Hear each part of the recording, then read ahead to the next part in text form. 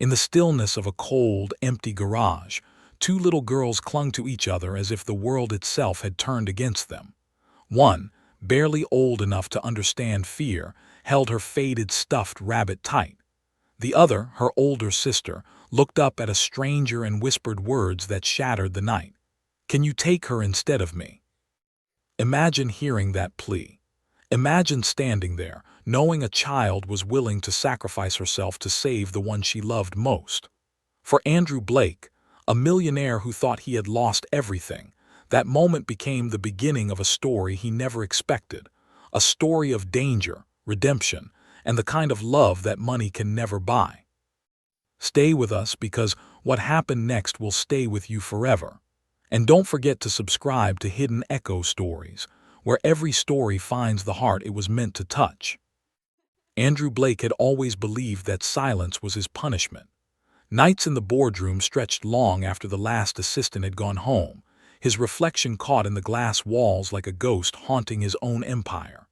He had built a fortune in medical technology, yet what echoed inside him was not triumph but absence. Divorce papers had been signed months earlier, leaving him with a penthouse filled with art that meant nothing and a routine that felt like a sentence. Work was noise, deadlines scribbled on whiteboards, glowing cursors on endless emails. The silence waiting at home was worse. On this particular night, even the city outside seemed to mock him. The skyline glittered, but it was a cold, sterile kind of beauty, sharp and lifeless, a reflection of everything Andrew had become. He stayed later than usual, as if dragging out the hours would somehow shield him from the truth that no one waited for him anymore. Eventually, with eyes burning from exhaustion, he gathered his coat and let the heavy door close behind him. The parking garage was nearly deserted. Fluorescent lights flickered, washing the cement in a pale, almost surgical glow. His footsteps echoed too loudly, the sound of Italian leather on concrete reminding him that wealth could not fill the hollowness of an empty life. He rehearsed the night ahead in his mind. Microwave dinner, untouched emails, the drone of financial news lulling him into another restless sleep. That was the rhythm now, predictable, empty. But then he stopped. A sound broke through the monotony, not the shuffle of a janitor's keys or the hum of a distant engine. Softer, fragile, the muffled sob of a child. His breath caught, the hair on his arms rising as he strained to listen. At first he thought exhaustion was playing tricks. Then it came again, a tiny hiccup, the sound of someone trying desperately not to cry. Andrew's pulse quickened. He scanned the rows of cars, shadows stretching long beneath the flickering lights. Near a concrete pillar, movement.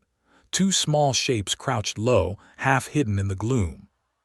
He moved closer, his senses sharp in a way they had not been for years. There they were, two little girls huddled together. The older one, perhaps 7, sat stiff against the wall, arms wrapped tightly around a smaller child no more than 4. Their clothes were thin, their shoes mismatched and soaked. Strands of blonde hair clung to cheeks streaked with tears and dirt. Andrew knelt a few feet away, his heart hammering in his chest. "Hey there," he said softly, his voice gentler than he ever used in the boardroom. "Are you hurt? Do you need help?" The older girl flinched and pulled her sister closer. Her eyes, startlingly blue even through the grime, locked onto his. She was terrified, but there was something else, defiance, a fierce determination that no child should have to carry. The smaller one buried her face in a tattered stuffed rabbit, trembling. Andrew tried again, lowering his voice further. "It's all right. I am not going to hurt you. My name is Andrew. I work here. Do you know where your parents are?" Silence. Only the trembling of small hands. The older girl's socks were soaked through, one torn at the toe. Her knuckles whitened as she held her sister, as if letting go would mean losing her forever. Then, almost too soft to hear, she spoke. "Can you take her instead of me?" The word struck Andrew like a physical blow. He froze, breath stolen, mind scrambling to comprehend what he had just heard. In all his years of lawsuits, betrayals, boardroom wars, nothing had ever hollowed him out the way those 6 words did. "What do you mean?" His voice cracked despite himself. The girl's chin trembled. She tightened her grip on the younger child. "Please, take Sophie. She is good. She never gets in trouble. I will go back. Just do not let him find her." Her plea chilled him to his core. The despair in her tone, the resignation of someone far too young to surrender her own safety, shook something loose in Andrew. Memories surfaced, his mother's voice long ago, telling him that the world was often unfair, but kindness mattered most when you least expected it. Andrew inhaled shakily. His instincts screamed to call security, to alert the authorities, to push this heartbreak away before it contaminated the tidy order of his life. But he could not move. He could not abandon them. "No one is going back anywhere tonight," he whispered firmly. "Not you, not Sophie. Both of you are coming with me." The girl blinked, disbelief flickering across her dirt-streaked face. Her exhaustion battled with suspicion, but the tiniest spark of hope glimmered in her eyes. "You do not have to," she murmured. "Yes, I do." With deliberate care, Andrew shrugged off his coat and draped it around their shoulders. Sophie peeked up at him, her lips pale, and for the first time Andrew saw something fragile and luminous in her gaze, trust, raw and hesitant. He lifted Sophie gently, the weight of her small body settling against his chest. Extending his free hand, he waited until Emily, her name revealed in a whisper, reluctantly took it. Together they walked toward the elevator, the sound of his footsteps no longer echoing with loneliness but with responsibility. Inside his penthouse everything felt absurd. Designer furniture, marble counters, priceless art. Yet none of it mattered as the two girls curled on the couch, dwarfed by luxury. He offered snacks, juice, anything, but Emily sat silent, watching the city lights with an expression far too old for her years. Sophie nibbled at a cracker, eyes wary. Andrew turned up the heat, spread blankets, and stayed close without crowding them. When he suggested calling someone, Emily shook her head violently, so he stopped. Instead, he remained nearby, watching over them as they finally drifted into an uneasy sleep. That night Andrew did not sleep. He sat by the window, the city glittering beneath him, thinking of all the choices he had made that led to this moment. For years he had chased success, wealth, recognition. Yet now, watching the fragile rise and fall of Sophie's chest, feeling the weight of Emily's quiet bravery, he understood something entirely new. Perhaps the emptiness he had carried was not from losing business deals or a marriage, but from missing something truly human. Perhaps this night was not an accident, but the beginning of something he had been waiting for without even knowing. As dawn painted the sky in pale colors, Andrew realized one truth with startling clarity. He could never walk away from these girls. His old life, the boardrooms and the endless rituals of ambition, suddenly felt like another universe. Here, in this fragile and unexpected moment, he had found something far more valuable. The sun broke through the floor-to-ceiling windows of Andrew's penthouse, painting streaks of light across marble floors that felt more like a mausoleum than a home. On the couch, Sophie stirred, tiny fingers clutching the edge of a blanket Andrew had tucked around her in the middle of the night. Emily sat upright beside her, eyes red from refusing sleep. She had watched the city all night, ready to spring awake at the faintest sound, a sentinel no child should ever have to be. Andrew blinked through the haze of a sleepless night. He had drifted off in a chair by the window, his body stiff and aching, but his mind still circling around those 6 words. "Can you take her instead of me?" They haunted him, reshaping his understanding of responsibility. When his phone buzzed with messages from his legal team, warning him of liability and urging him to call child services, he ignored them. No clause in any contract could measure against the weight of Emily's gaze or Sophie's trembling hand in his. He made coffee on autopilot, then realized he had nothing suitable for children. No milk, no cereal, no fruit, nothing simple or comforting. Rummaging through cabinets, he found a forgotten box of crackers and poured juice into crystal glasses that looked ridiculous in the small hands of his guests. When he placed a bowl in front of Emily, she studied him with suspicion, but eventually accepted. Sophie hesitated, then nibbled quietly, her wide eyes never leaving his face. Every sound in the apartment felt magnified. The clink of spoons, the shuffle of small feet on polished stone, the flicker of the television Andrew switched on in desperation. Cartoons filled the silence, but the atmosphere remained fragile. When the remote slipped and batteries skittered across the floor, Sophie startled so violently she began to cry. Andrew knelt immediately, voice soft and steady, assuring her that no one was angry, that accidents were nothing to fear. Slowly, her sobs faded, and when he handed her a slice of toast, she surprised him by reaching out, her tiny fingers curling around his hand. That single gesture pierced him more deeply than any victory or loss he had ever known. It was not just gratitude, it was trust, hesitant but real. Andrew felt it as a promise he could not break. Later that morning, Emily sat at the dining table sketching shapes with a borrowed pencil. Andrew took the chance to sit nearby, careful not to intrude. "Emily," he asked gently, is she nearby?" The girl's hand froze midline. Her voice was flat, too old for her age. "She got hurt. I do not know where she is." Andrew pressed further, quietly asking about a father. Emily shook her head. "Just Mom, but Rick came. He yelled at her. He said if she did not pay, he would take Sophie." The name hung in the air like smoke. Sophie whimpered, and Emily pulled her close, whispering comfort with a protectiveness that broke Andrew's heart. His phone buzzed again, this time a call from Janice, his longtime colleague and closest friend. She spoke urgently, telling him he could not keep the girls, that this was a lawsuit waiting to happen. Andrew looked at Emily across the room, at Sophie clutching her rabbit. "I will figure it out," he said firmly, ending the call before she could argue. Determination replaced hesitation. On his lunch break, he ventured out, wandering the aisles of a big box store with a shopping cart that felt foreign in his hands.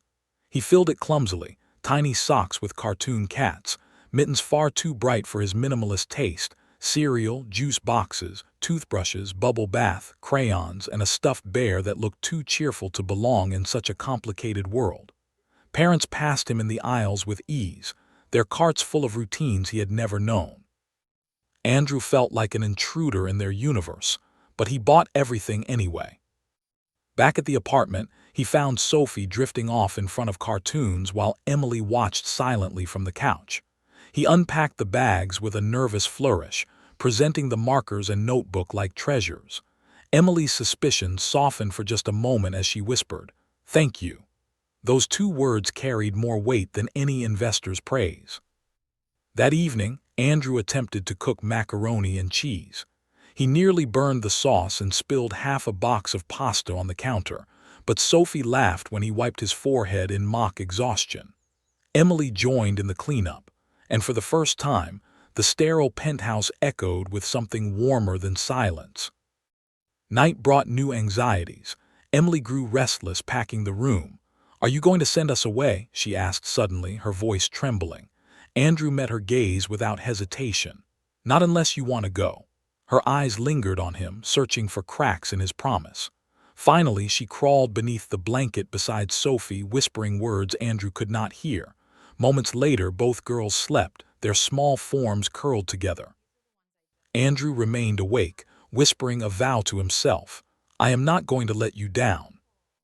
The following morning, Andrew reached out to someone he trusted. Monica Reyes, a police officer who had once helped him through a security scare at his company, answered his call. Her voice was brisk, professional, but tinged with warmth. As Andrew haltingly explained the situation, Monica listened without judgment. "If these girls are really in danger, you did the right thing," she assured him. Relief surged through him like breath after drowning. She promised to check hospitals and shelters, asking for names and details.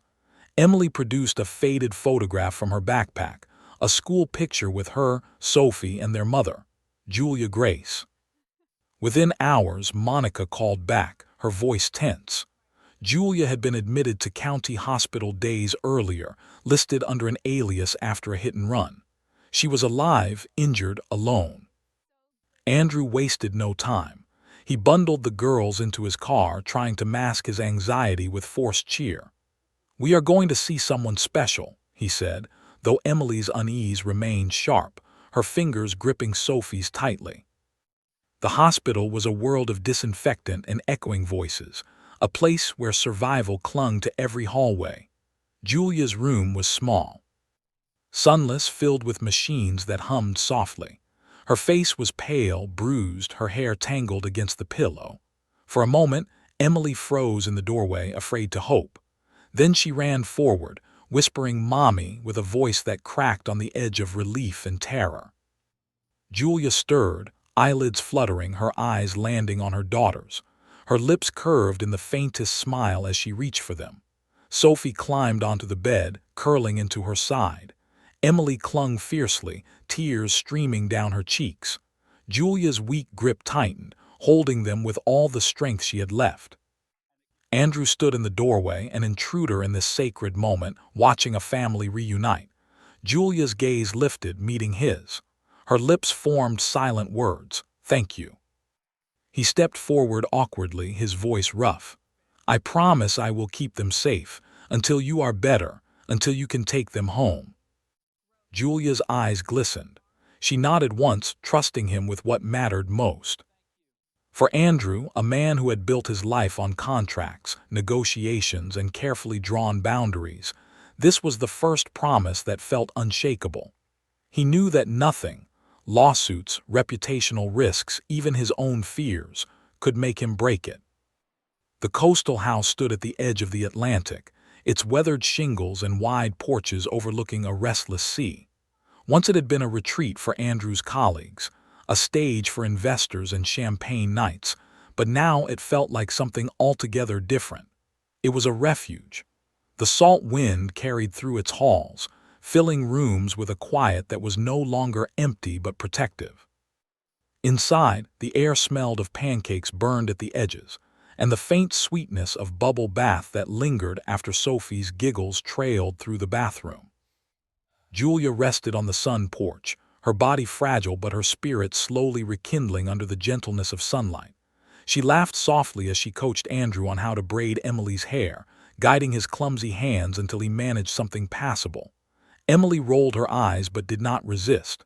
Sophie, her cheeks pink from play, pressed a painted shell into Andrew's palm and whispered, "For you, so you remember us." He closed his fist around it, his throat tightening. For all the deals he had ever signed, no gift had ever carried such weight. But shadows trailed them. Rick's presence hovered like a storm cloud, even as laughter filled the kitchen. At night, Julia would pause at the sound of the phone, her hand trembling over the receiver. Emily double-checked the locks before bed, her small frame taut with vigilance. Sophie clung tighter to Andrew's arm when thunder rattled the windows, her fears seeping into his own bones. One afternoon, as Andrew raked leaves with Emily in the front yard, a battered gray sedan idled too long at the curb. Its engine hummed, its out-of-state plates catching the light before it finally rolled away. Andrew's chest tightened. He said nothing to Emily, but that night he inspected every window, reset the alarms, and sat awake long after the house had gone still. Julia tried to soothe him, saying perhaps it was only a lost tourist, but the worry in her eyes betrayed her words. It was not just the car. An envelope arrived in the mailbox containing only a single word written in thick black ink: "Soon." Julia's voice went thin when she read it aloud, and Andrew felt his determination harden into something like steel. Storms came rolling off the ocean, drowning the house in sheets of rain. Sophie pressed her nose to the glass, watching lightning fork across the sky with a child's wonder. But Andrew paced the halls, his pulse pounding at every creak of wood. He could not shake the certainty that danger pressed closer each day. Then one night, the lights went out. The house plunged into darkness, the sudden silence of extinguished power ringing louder than thunder. Julia clutched the girls close as Andrew grabbed a flashlight. His steps echoed as he checked the breaker, his chest tight with unease. The lights returned, but unease deepened when he saw muddy footprints on the porch and a window ajar that had not been before. Julia's hands shook as she secured the lock. "It is him," she whispered. Andrew's own hands trembled as he texted Monica a single word: now.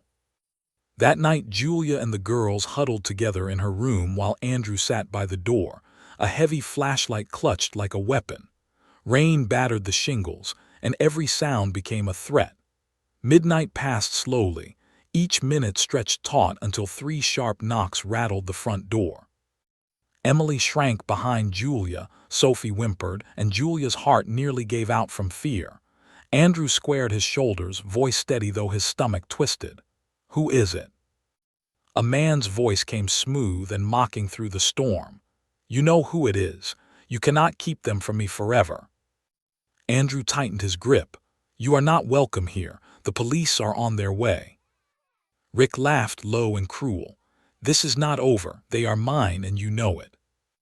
The pounding on the door began, each slam shaking the frame.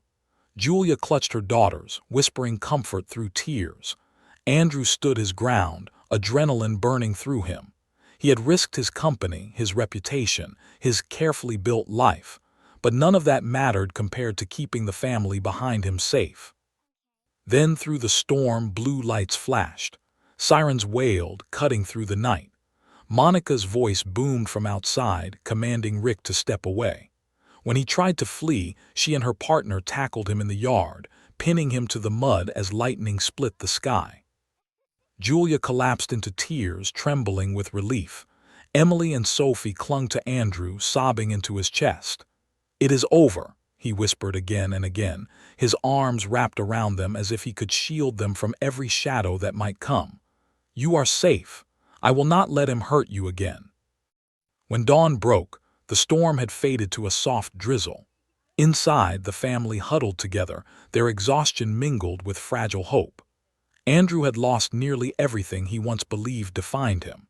Yet, watching Julia's tired smile, Emily's wary but steady gaze, and Sophie's small hand gripping his shirt, he realized he had found something far greater.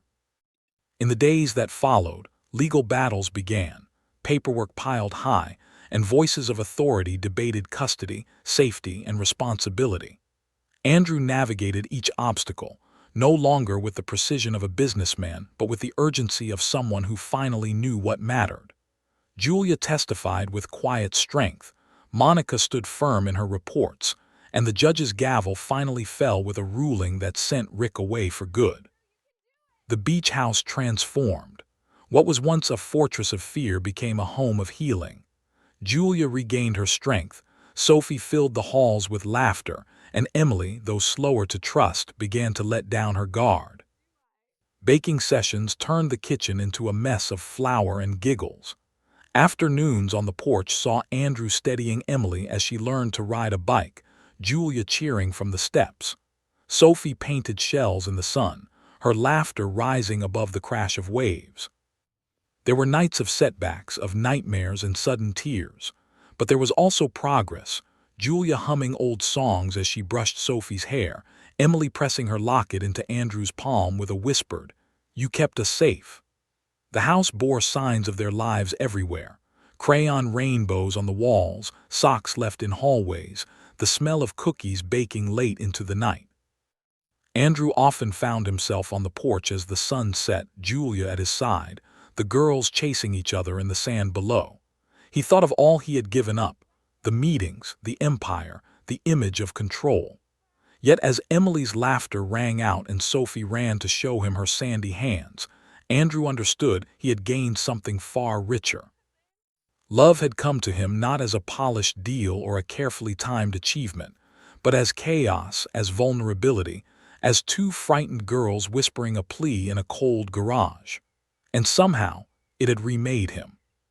Sometimes the most powerful stories are not the ones written in boardrooms or told in headlines, but the ones that unfold quietly, in the shadows where desperation meets compassion. Andrew Blake had built a world out of steel, glass, and success, but all of it was hollow until a single night forced him to listen to the trembling voice of a little girl. 6 words changed everything. "Can you take her instead of me?" From that moment on, his carefully ordered life shattered, and something infinitely greater took its place. This was not a story about wealth rescuing the powerless. It was not about privilege swooping in to save the day.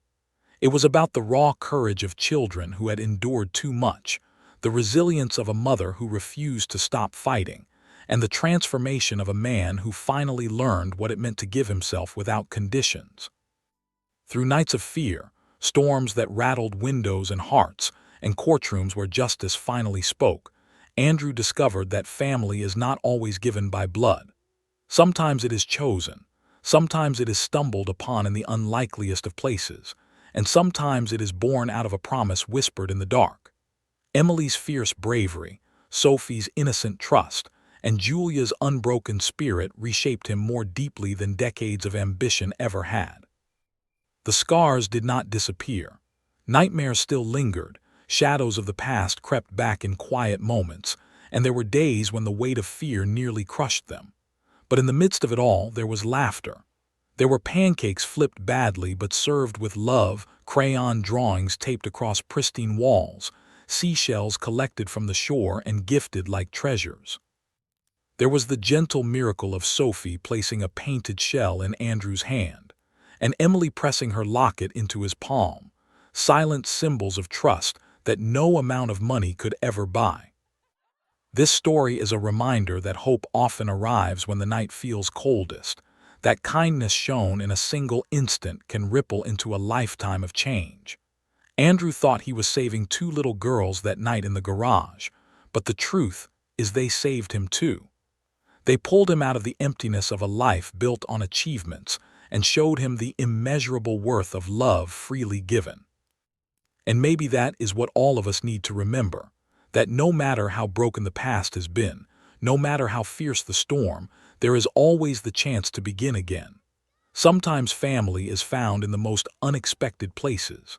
Sometimes love finds us when we are least prepared. And sometimes the smallest voices carry the power to transform the strongest hearts. If this story has touched you, if it reminded you of the resilience of love and the possibility of second chances, we invite you to stay with us. Subscribe to Hidden Echo Stories for more tales that will stir your soul, remind you of hope, and light the way through even the darkest nights.